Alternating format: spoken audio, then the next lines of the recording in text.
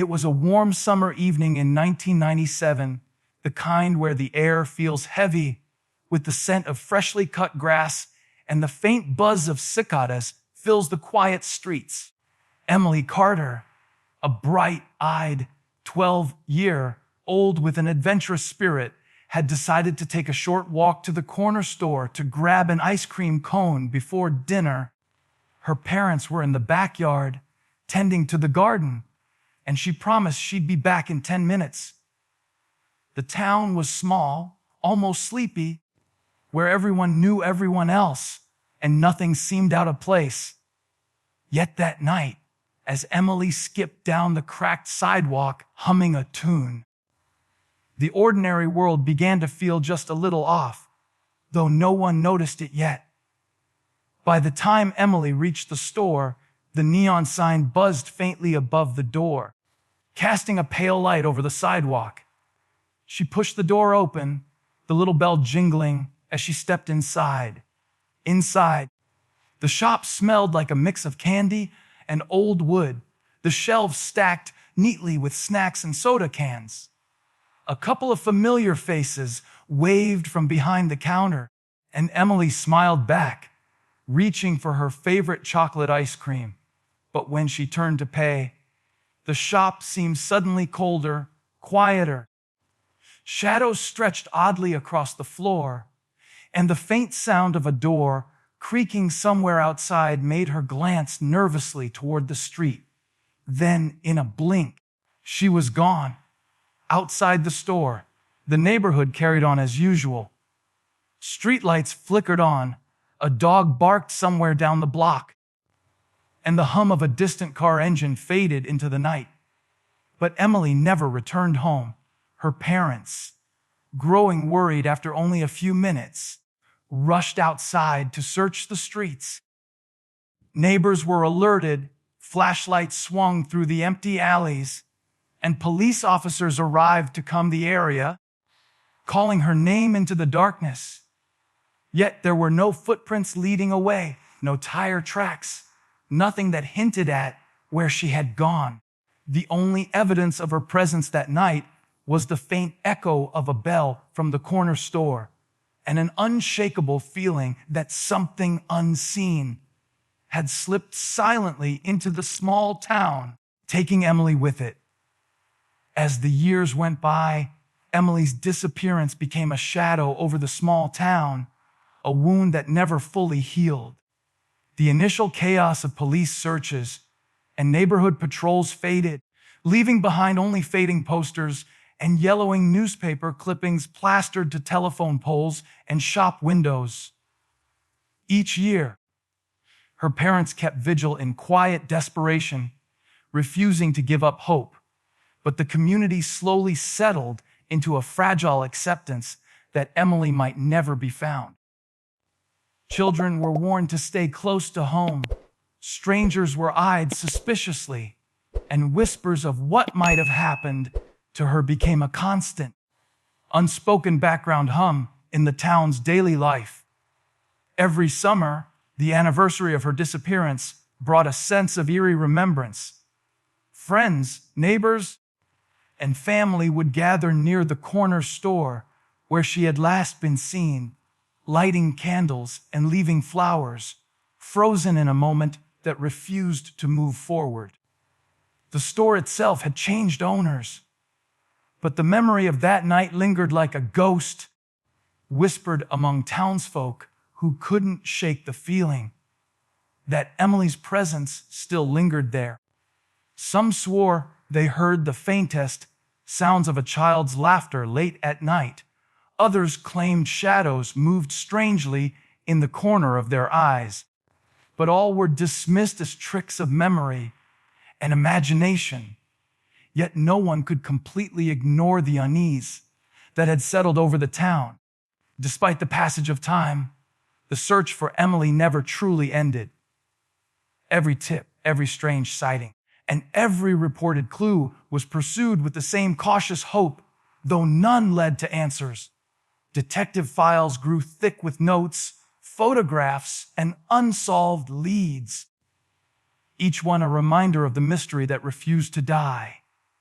Families in the town spoke in hushed tones about the unknown. Children grew up haunted by the story of the girl who vanished without a trace, and Emily's name became more legend than reality, a chilling reminder that some mysteries never truly fade, no matter how much time passes. By 2010, the corner store had changed hands several times, but none of the new owners had stayed long. That summer, the store was quietly managed by Mr. Jenkins, a reserved man in his 60s with a calm demeanor and a knack for noticing the smallest details. The town had moved on, or at least tried to. But Mr. Jenkins often felt the weight of its unspoken stories pressing in on him. He would arrange shelves late at night, dusting off forgotten corners, and sometimes catch himself staring at the spot where Emily had disappeared 13 years earlier, imagining her skipping through the doorway with her bright smile. One rainy evening, just as the orange glow of streetlights began reflecting off the wet pavement, the bell above the door jingled unexpectedly. A young woman stepped in, drenched and trembling, carrying an air of quiet urgency. She didn't look at the shelves or the snacks. Her eyes were fixed on something deeper, as if she were searching for a presence she hadn't seen in years.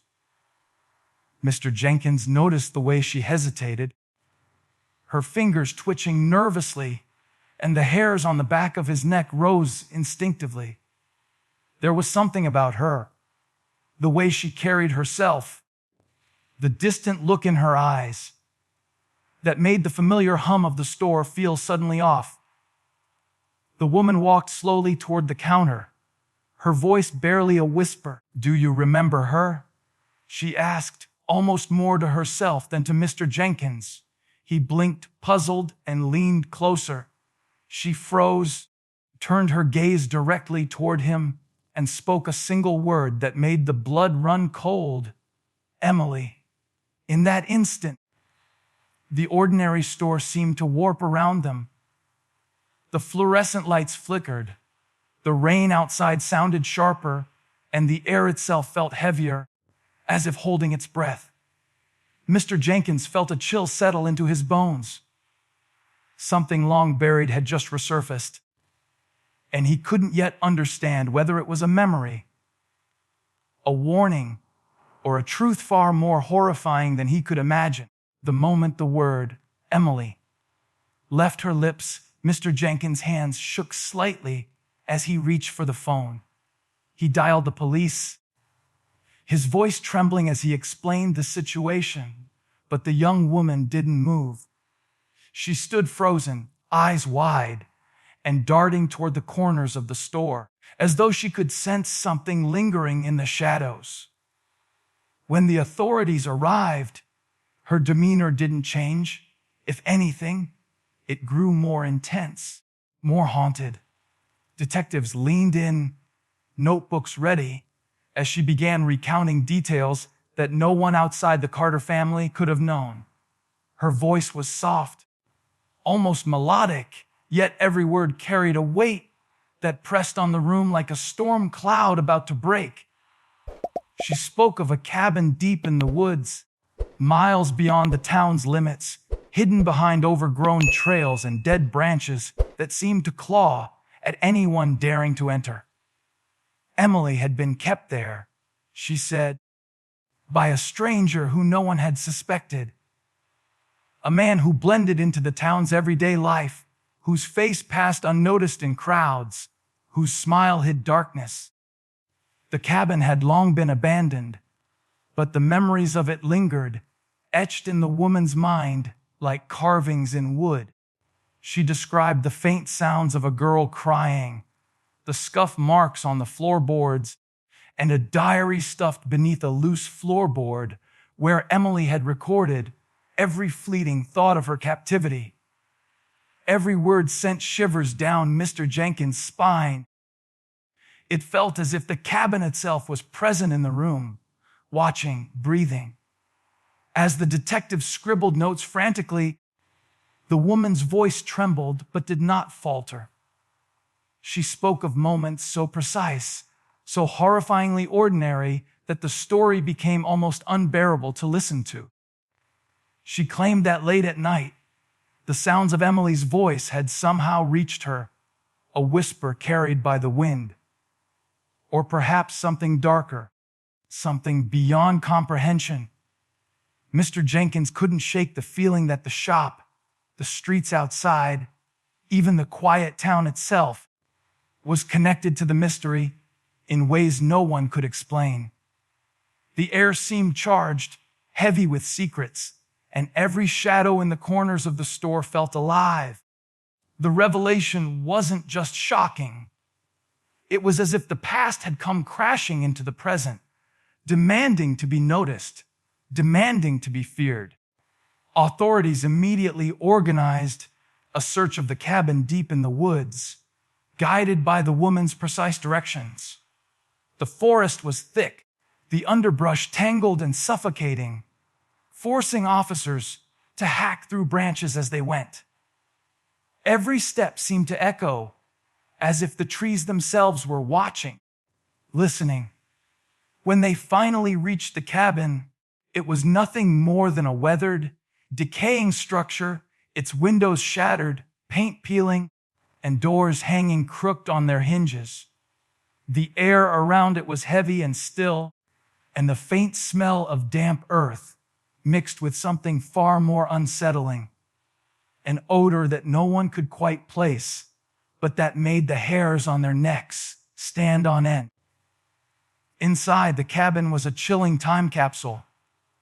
Dust covered the floorboards, but hidden beneath loose panels were remnants of the past, a small diary, scribbled with the words of a frightened child, old photographs of Emily, some torn and others strangely intact, and even cassette tapes. Their labels faded and cryptic. It was as though the cabin itself had preserved the fragments of her life, a haunting shrine to her years of captivity. Detectives pored over every item, trying to piece together the story, yet the most crucial piece, the girl herself, was gone. The realization hit like a cold wave. Someone or something had moved her, leaving behind only memories and echoes of the horrors she had endured.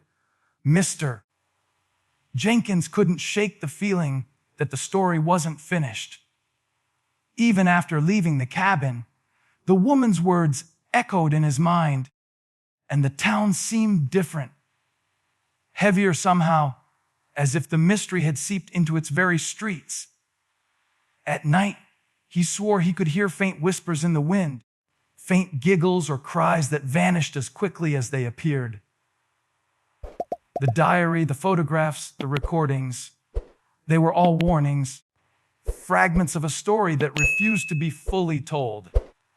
And somewhere, just beyond the reach of the forest, Emily's fate remained a shadow, hidden but palpable, leaving everyone who had glimpsed it with a gnawing unease and the unshakable sense that some secrets are never meant to be solved.